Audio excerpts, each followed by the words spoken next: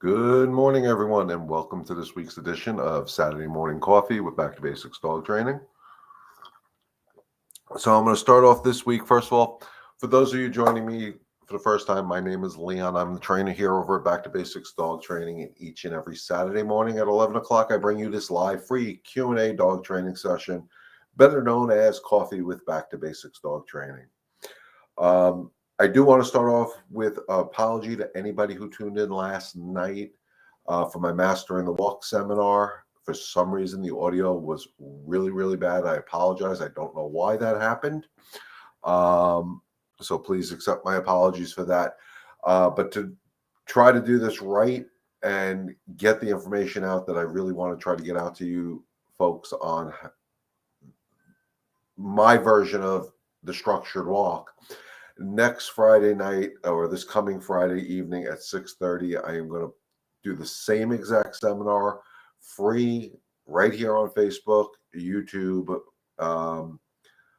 It'll be the same 2-hour seminar. I'm going to do it from this location, not from a remote location. For whatever reason, we had problems with the sound. And I really do want to get that information out to you folks. I'll be posting that out tomorrow. So set your calendars, make the reminder, put the reminder up there, and hopefully you guys can join me and the quality of the sound will be better. So with that being said, if you're watching, shoot me a comment. Let me know you're watching. Let me know where you're watching from. As always, I appreciate seeing the hellos and what's ups and things like that. So we're going to get into the subject this week, and I'm going to base it on the seminar I had last night about dog selectivity. That's a weird word to use. We all heard about dog reactivity on leashes. Dog selectivity is where my dog gets along with some dogs and not other dogs. And guys, it's more common than you think. And I'm going to even use my own personal dog as the example, Zoe. On leash. Good morning, Barb. How's the sound today? Is it much better? Dogs like my Zoe on leash is very, very dog selective. She expects certain dogs to follow rules even on a leash. And what do I mean by that? If she has a dog that's calm when around her, she's usually pretty fine. Oh, good. I'm glad the sound is good. So, Bonnie, make sure when I share it out tomorrow, share it with all your fellow rescuers out there. I'm going to be presenting the seminar again live next Friday night at 6:30. It'll be the 2-hour seminar with the PowerPoint presentation, the whole 9 yards. But I'm going to do it from here. It'll be more me talking. We're not going to have a dog to do a demo, but I really want to get the word out. Good morning, Joan. I appreciate you guys that tuned in last night, even though it was, as far as I'm concerned, a disaster out of my control. I will figure it out for the next time I do something like that because I think it's important. The sound wasn't working last night. I don't know why. They seem to hear Samantha and not me. But getting back to what we're talking about, dog selectivity. And Zoe's very in tune to it. Zoe is really, really good at reading energy. All dogs are good at reading energy. So what Zoe picks up from other dogs is if they got that really excited energy and they start to approach her, she's like, "Yo, no, this ain't happening." And you'll hear her growl. Unfortunately, she sounds aggressive when she's growling like that, but it's not an aggressive thing. People misinterpret it. It's more of a stay away, keep your distance. I don't like you near me. The same thing we would do if somebody approached us with the wrong energy or the wrong, look on their face. If somebody approached us wrong, we would, hey, back it up. And it's okay for a dog to do that. And you should be aware of that with your dogs. And you can, at that point, they claim their space, which they're allowed to do. You can correct your dog and ask your dog to sit because you need to control that situation. And the thing I've learned is, and I had this incident last night after the seminar. I wasn't in the best of mindset because of this issue I had with the sound here. And yes, people, my energy changed. I was walking Zoe afterwards because I needed to clear my head. And when I walk Zoe, it's too purposeful. It's one, she needs to go for a walk, but it's also my time, my Zen time, as I call it. And I really, really needed the Zen time after last night. So I was walking her. I saw somebody I know with their dog who's a 2-year-old, but still has a lot of puppy energy. And I advocate for Zoe constantly. So if I see a dog with the wrong energy coming towards us, and you get the normal, oh, he's friendly, she's friendly, she loves other dogs. Well, my dog doesn't like that approach, and I will stop them. And I understand your dog is friendly, but my dog doesn't like that approach. And again, I've said this before. A lot of times, if you want to have dogs meet on a leash, if we all look at what AKC says, how a dog should properly meet on a leash when they're on leashes, is that they should be 2 to 3 feet apart, sitting by the side of their owners or handlers, and just sit there. They can go from a distance and smell. They don't need to be up each other's butts all the time. That's a better introduction than letting them come bull rush face to face with another dog. Because when they do that, if a dog is a dominant dog like my Zoe, an insecure dog like some of the dogs I work with, it could potentially lead into a problem. So the smart thing to do is, if everybody just says, hey, I want to talk to the neighbor who has a dog 2 feet apart. Hey, let's use social distancing, 6 feet apart, whatever. Your dog should be sitting next to you calmly. And at any time they get excited or insecure or whatever, that they're not in that 100% calm state of mind, your job is to disagree with that state of mind and get your dog back to calm. Things will go so much smoother. The other thing that people were telling me last night that were live in the seminar is, when they see another dog, they turn around and walk the other way, and their dog still reacts. Well, again, guys, I can't stress it enough. That comes from our energy. We see the other dog coming. We think our dog is going to react in a way that is not right to be in public, barking, acting like an idiot, whatever, leash reactivity. We tense up because we see the other dog. We got to turn around. We got to get out of here before we have a problem, and we already started the problem. And I've said this on these lives before, where no, you have to accept the challenge. Your job is to watch your dog. Any change from the calm dog that was having a happy-go-lucky walk before, start watching. You see a change in the body language, you make your simple leash correction, ask your dog to sit, and get your dog to focus on you. People have been asking me recently, how do I get a dog to focus on me? Well, once you really get in tuned with your energy, they will do it. Once you make the correction and give them something else to do, they'll look at you for guidance. If not, you can teach your dog a basic obedience command called focus.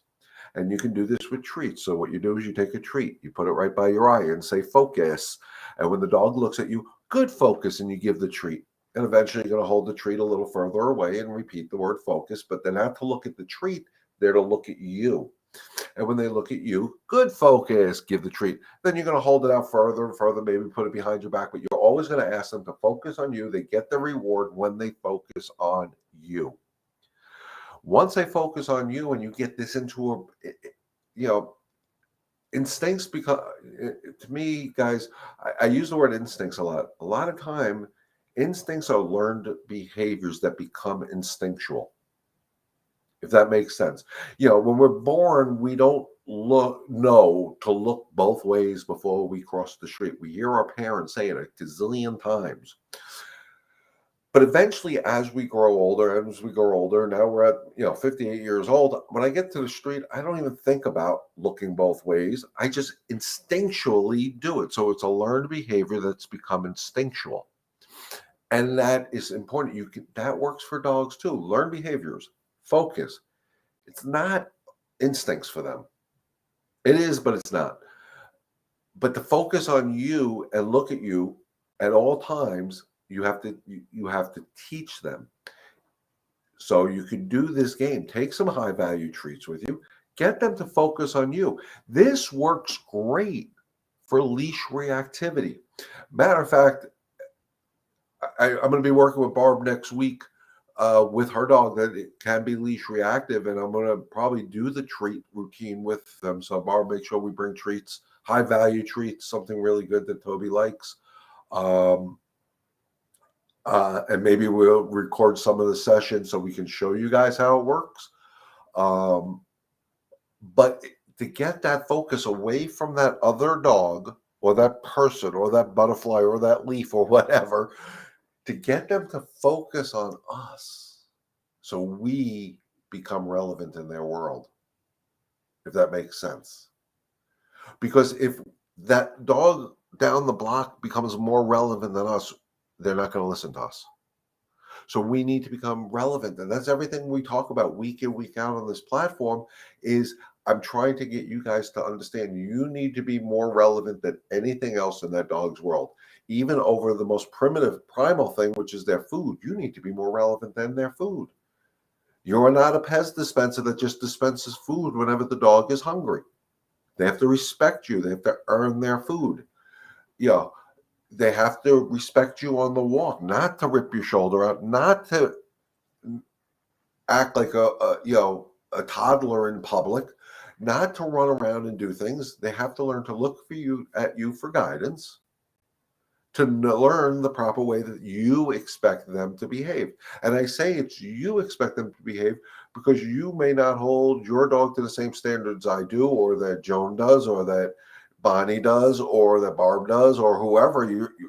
It's what you want from your dog. I work with in some houses, people don't want the dogs on the furniture. That's fine. There's other houses that don't give a crap. Dog can go on the furniture. That's fine. Those are your standards. Those are the rules that you need to incorporate into your home. So whatever rules you want, you have to teach them. Remember, we chose to domesticate dogs. By nature, they're wild animals. So if we expect them to coexist in our world the way we expect them to, it's our job to teach them. And that's all this is. But we want to teach them through their instincts. Their instincts, nose, eyes, ears. Those are the first things they go for. We always go for their hearing. The hearing is their least important sense. We want to bring it back, and no pun intended, back to basics and understand what we're trying to accomplish with this goal. And that's that no anger, no frustration, no nonsense theory that I always talk about. Is we need to learn that we're not going to control anything with anger in our lives. We're not going to control anything with frustration in our lives. Never mind Mother Nature, which is what a dog is. We're not going to control those with those human emotions. The no-nonsense approach is just explain to the dog what you want without the words. If you see an unwanted behavior, you're allowed to say no as long as you teach how to turn the no into a yes. And that is the most crucial part. And the follow-through to get to the calm state of mind. Guys, let me know in the comments if this makes sense, because I see the disconnect. I understand the disconnect, and my job is to bring that, reroute us, and let's get us all on the same path, going towards the same goal, which is to have happy, balanced dogs. And they understand that, and they look for us to do that. It's how we approach them and how we communicate to them that's going to make them understand, hey, you really do speak my language. And their language is all about your energy. I put this caption up here all the time, and I'll put it up there again just because it's fun. That energy is the most important form of communication. The most important form of communication, because that's how they understand. I always tell people, watch dogs interact. Go to a dog park. Even if you can't bring your dog to a dog park, go to a dog park and watch how dogs interact with each other. Yes, they bark. That's a form of communication. There may be growls, there may be whines, there may be whatever. But watch when they run around and play. They're not having a whole conversation with each other. They're reading each other's energy and feeding off of each other's energy to know what to do. And usually when you look at, if there's multiple dogs in a dog park, there's one dog that's really in control, and they follow that dog. I've seen it 100 times, if not 1,000 times.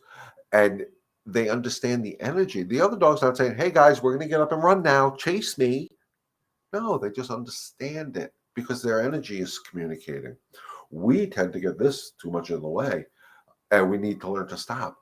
I was talking at the seminar last night, and one of the biggest problems I have, especially when we have a dog that has these unwanted behaviors on leashes, is we forget to breathe. Oh my God, dogs. And we forget to breathe. Breathe. Breathe in the roses, blow out the candles like my mom used to teach me. It works.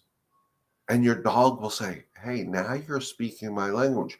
You're staying calm. That means I should stay calm because I trust you to handle the situation. In the slideshow that I presented last night, I said the first thing when you get out of the house after you pass putting the leash on calmly and you get through the threshold calmly, now we're going to the end of the driveway, we're ready to decide check your surroundings. When I say check your surroundings, it's not only checking to the left and to the right, but your surroundings here.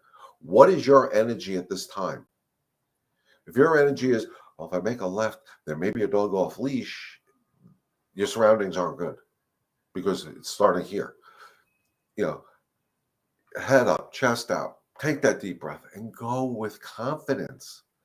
The more confident you guys are with asking your dog to do something, the more they're going to trust you. The more nervous you are, the more anxious you are when you're doing something, asking your dog to follow, the less they're going to trust you. Think about it in our everyday lives. If you're with a person that's nervous or anxious, you're not going to want to follow that person. Why would a dog want to follow it? So, and that gets to what I was saying, how I really, my key phrase, which I say at the end of every live, is together we can help one dog and one family at a time.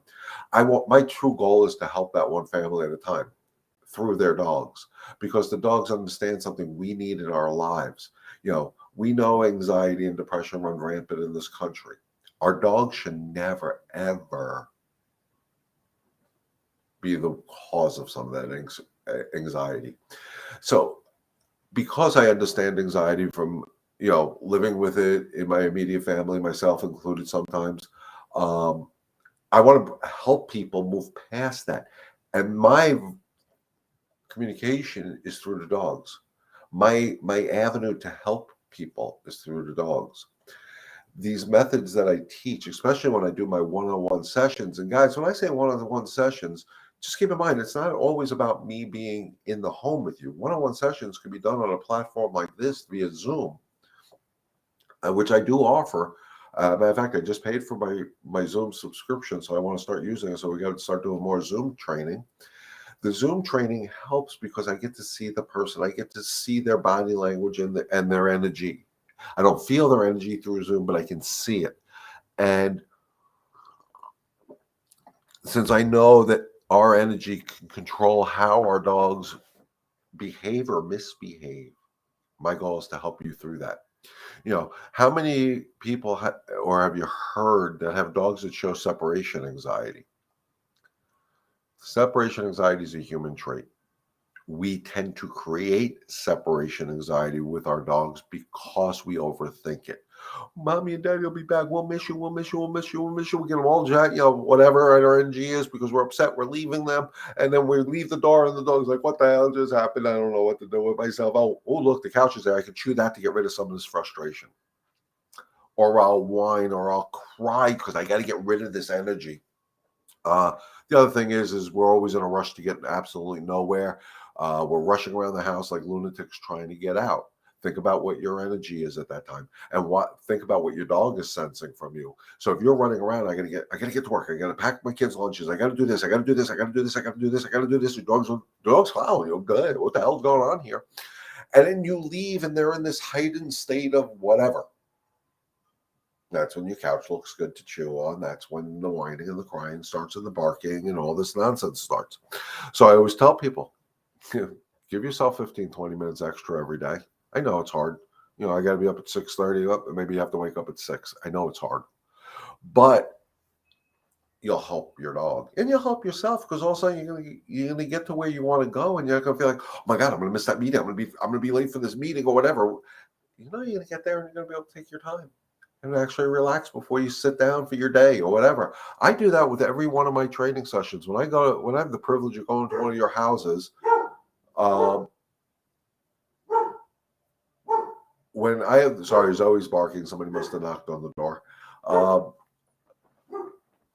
when I have the privilege of going to somebody's house, if that travel time takes me, according to the GPS, a half hour to get from where I am to that person's house, I leave an hour early. So I'm there a half hour early. So now I'm sitting in my car down the block, relaxing. So I can make sure my energy is where I need it to be. Not stressed out that I may be running late, not stressed out because some idiot cut me off because I'm I'm rushing to get there because I may be late. I get everywhere 15 minutes to a half hour early. Probably look really weird to some of the neighbors because I'll get out of my truck, I'll walk around, I'll stretch, I'll flex my neck around just to loosen up my muscles a little bit. And I wait it out, and I sit there, and maybe I'll go on my phone and look at messages or emails or Facebook or play Candy Crush. I don't know. But I never want to get to your home in a state of mind that's anything but calm. Guess what? I do that every Saturday morning here. I am set up here by 10:30. By 10:45, I'm sitting here in this environment, away from everything else in my house, calmly. Good morning, Michelle, Robin, Thena, and Bergen. So I sit here for 15 minutes before we start this thing, and I focus on calming down. I'm on my phone. I'm doing things. I'm not really worried about the noise in the house. I'm not worried about anything like that. So when I sit down live with you guys, my energy is where I need it to be to help you. So guys, let me know if this makes sense. I mean, Patricia, I really appreciate the comment. They're so true. How our energy is so impactful to our dogs, but it's not only impactful to our dogs, it's impactful to our surroundings. One of the best compliments I ever get is after my training is completed, 6 months later, a year later, sometimes I get messages from my customers, which I really love. And they say, not only did I help them with their dog, but I've helped them in their everyday lives because this is a lifestyle I choose to live. And I would love the opportunity to help more of you. And that's why I do this free live Q&A session every Saturday morning. Because if you can take this energy that I'm asking you to use for your dogs to your place of work or to your family, they're going to notice a difference and things start really working out better for all of us. It is an amazing thing. So guys, I know I go off on my tangents. I sound like I'm a preacher on my pedestal. It's not about that, because like I tell people all the time, I'm not the most intelligent person on the face of the earth. The only thing I'm very good at is reading what the dogs are telling me. And the dogs taught me all this. I didn't go to school to learn this. I'm not a psychiatrist or a therapist. The dogs taught me this. And what I realized years ago is that dogs actually live a better life than we do, because they don't let those human emotions into their lives. They don't have them. They don't have anger. They don't have frustration in the way you and I have frustration. They get mentally frustrated when you don't challenge them. That's why I like the walk. And I hate the excuse, well, I have a big backyard. The walk is about the mental training, the mental stimulation. And that is more important to the dog than the physical. The walk is physical, yes, but not physical enough to tire out a dog. Running around your yard isn't physical enough to tire out your dog. You want to tire out your dogs, bring them to a farm, let them do some herding for a day. That'll physically tire out your dog. Get them on a treadmill, let them run for 45 minutes. That'll physically tire out your dog. But the mentally tired, when we stimulate them mentally, that sleep they get, the resting periods they get are better. I noticed with Zoe, and maybe some of you may actually have seen the same thing. When I don't do my structured walk with Zoe on a daily basis, I notice at night when she's resting or sleeping that she gets those twitches and the nightmare type of things. because I don't think and I figured it out. I kind of tracked it out that those are the days I'm not doing much mental work with her. I'm doing more just physical, and I think that actually makes for more restless sleep for her. So the days I do more structure with her, she seems to sleep better. Guess what? The days I do more structure for me, I sleep better. So it's the same theory, guys. I haven't seen any questions popping up, so I'm hoping I'm explaining everything good to you guys. But we're at about that magic half hour mark, so if there's no questions, we're going to wrap it up soon because I do want to go see my grandchild. I haven't seen her that much this week. And for those of you who are local to the, South Carolina area, I'm going to be rolling out some group training sessions. I'll be rolling them out on my Facebook page. And I was also thinking for the people that aren't local, we can do group training via Zoom if people are interested. There's no reason why we can't. You guys have your dogs. I'm here guiding. It's not about me handling your dogs. It's about me teaching you how to handle your dogs. So Zoom could work as a very, very good training method. Uh, Bergen is still biting me. Please, how do we do this? Continually correcting with a leash. Well, Michelle, my first question is just biting you or biting Rob too? And is it the play biting, which I'm assuming it is? If they are, if Bergen is still using you as a chew toy, you need to establish more dominance with Bergen. Yes, the leash correction should be working, but it's also becoming from your body language. It's mostly she bites me and Athena. Okay, so she's trying. She's still a puppy, so she is playing. Definitely with the leash, but what you need to do is make your leash correction. Athena is always coercing her. Well, you need to correct Athena. If Athena is instigating, you need to correct both. But as far as her biting you, she bites you. You pop the leash with a firm no, and you stand up and you posture her. Posture her calmly, and make her back away. It takes time. You stand there, you stand your ground, and eventually, if you stay calm, and the key is you need to stay calm, remember to breathe, watch. You'll see her. She'll take a step or two back. And when she takes that step or two back, good. And then you correcting her. Well, watch what Athena does. If Athena is correcting her, she's doing it right. So Athena will use her body language and her energy to control it. It may be a growl, it may be a nip. That's part of body language and energy. She's not trying to hurt her. She's not trying to scare her. She's trying to set the boundaries. You need to do that the same way. You can use your hand. You can bite her in the neck, whatever. I prefer you to do it with the leash. But, you stand up, you posture, you wait her out. And once she gives in a little bit, good. Back away a half a step or a step. She's still much a pup, but doesn't want her to do this with an adult dog. Yeah, because the wrong dog is going to make a horrible, horrible correction. And it can get ugly. But you need to establish it. And it's hard because based on Athena's history, this is something that you've become used to, and it's frustrating at this point for you. You had some of the tools that you were hoping this wasn't going to happen with Bergen, but she's doing it.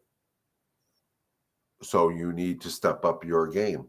You need to step up and say, no, this is unacceptable. Use your body language and energy. It's not about no.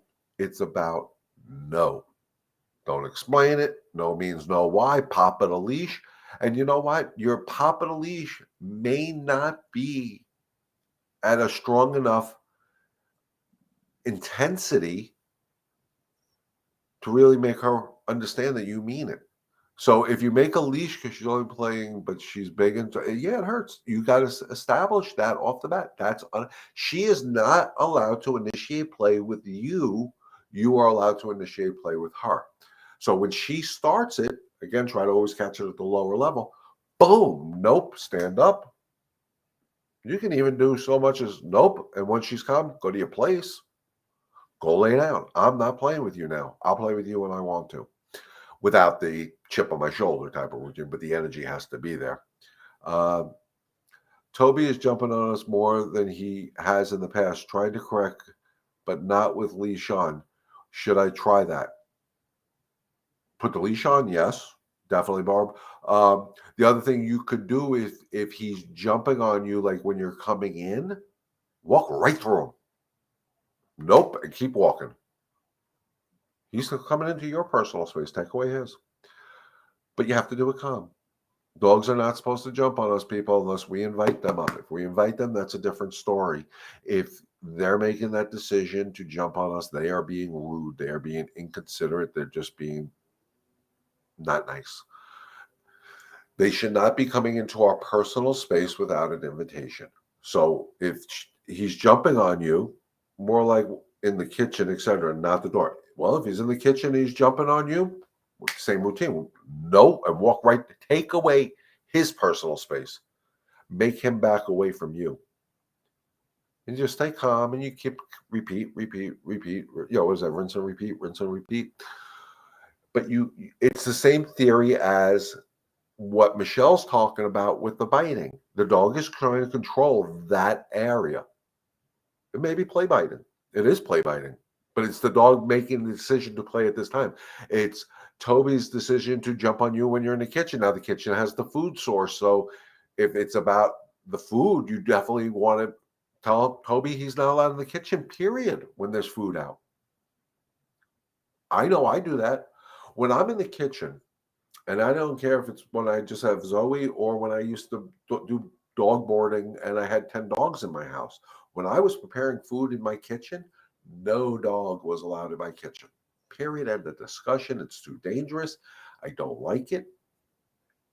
And I know food is a primal thing. They're going to want to go towards the food. Well, when I'm with the food, think about it again. If we were dogs in the wild and I'm the pack leader and I'm with my food, not one dog would come near it because they're afraid of the consequence. That's pack mentality. So you need to claim that space in the kitchen. And you do that with your body language energy. And you take away. They're coming into my personal space. I'm taking away yours. Until that dog backs away. When they back away, good, because we're going to turn that no into a yes, which is so crucial that we need to turn no's into yeses.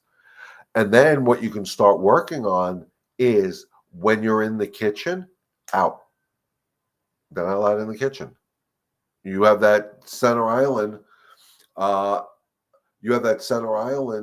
Where it kind of makes the kitchen into a big rectangle. He's not allowed past that counter space on either side when you're in there. Period. You're allowed to do that. So you just have to take away that space from him. And then eventually, once he understands it, they get it. They understand it. I go into the kitchen, I can go into the refrigerator, whatever. Zoe will not even think about coming in because she knows she's not allowed to. When Marcy's in there, it's a different story because Marcy kind of drops food. What's the best way to work on keeping Macy from going under the table when we're eating? Have a leash on her. That is totally unacceptable. The dog should not be underneath the table. That is could be a very dangerous situation when there's food present. Put her on a leash. What I used to do with my dogs when we all sat down at the family table, the dining room for meals. In the beginning, I had leashes on. Dog would try to come in. I take the leash out and bring him to whatever I considered the threshold at the time. And I did this 100 times. The first couple of times I ate meals there, it took me forever to eat a meal because I was constantly getting up to reinforce what I wanted, to the point now where after enough time, I see the dog, Zoe, trying to sneak in, out, and she just gets out because they understand. But you have to do it. The leash is going to be your best friend on that because she shouldn't be allowed on the table, but she shouldn't be allowed under the table. She shouldn't be allowed in the dining area while there's food out. When you're playing family fun night, they can be in there. But if there's food, they shouldn't be in there. But you have to first work on her understanding this and then start working on the basic obedience, which would be the out command or whatever word you want to use. And then you just reinforce it. And every time, then When you're sitting down and you see her starting to come in, nope, out. I always use my hands because that's what I do. Should I put her in place like Carpello? Yeah, you can do that. When you guys are eating, go to your place. That's okay. You're allowed to do that. That's fine. But just keep in mind, if you put a dog in place, she is not allowed to get off that spot until you give her a release.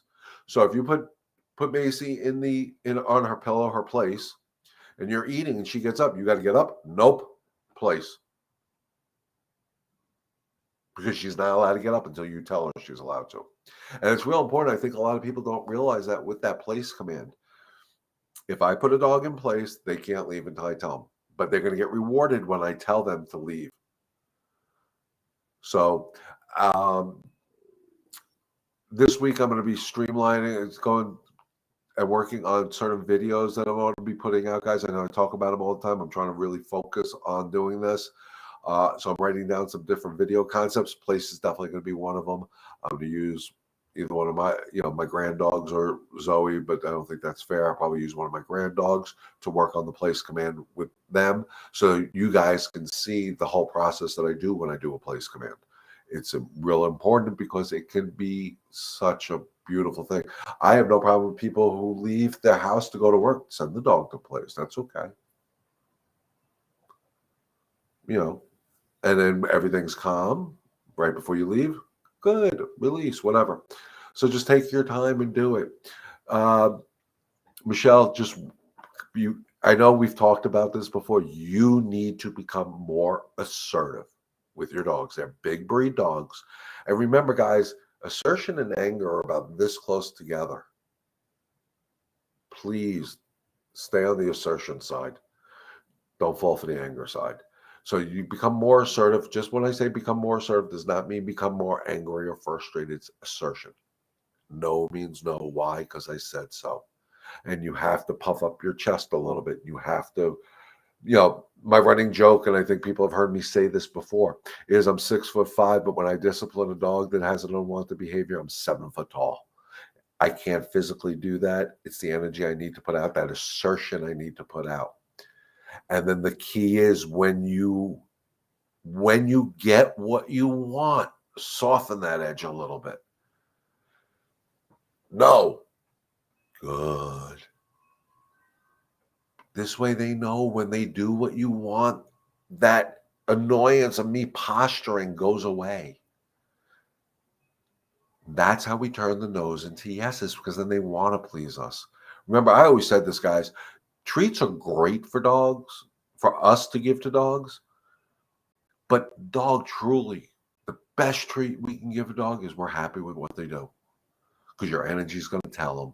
And when we tell them they're happy, it's not because I'm saying, oh, I'm so proud of you. I'm so proud of you. No, it's like in my heart, in my soul. I'm like, wow, look at my dog. Look how good she's doing or he's doing. They read that, and without me saying a word, you'll see the tail start wagging, because they're gonna read my energy, and they're gonna know I'm happy, because they also know when I'm not happy. They know when I'm sad. They know when I'm depressed without me saying a word to them.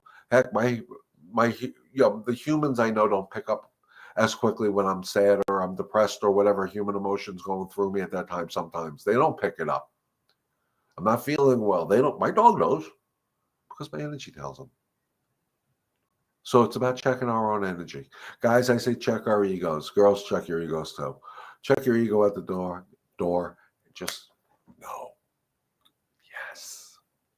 And that's how we do it here at Back to Basics Dog Training.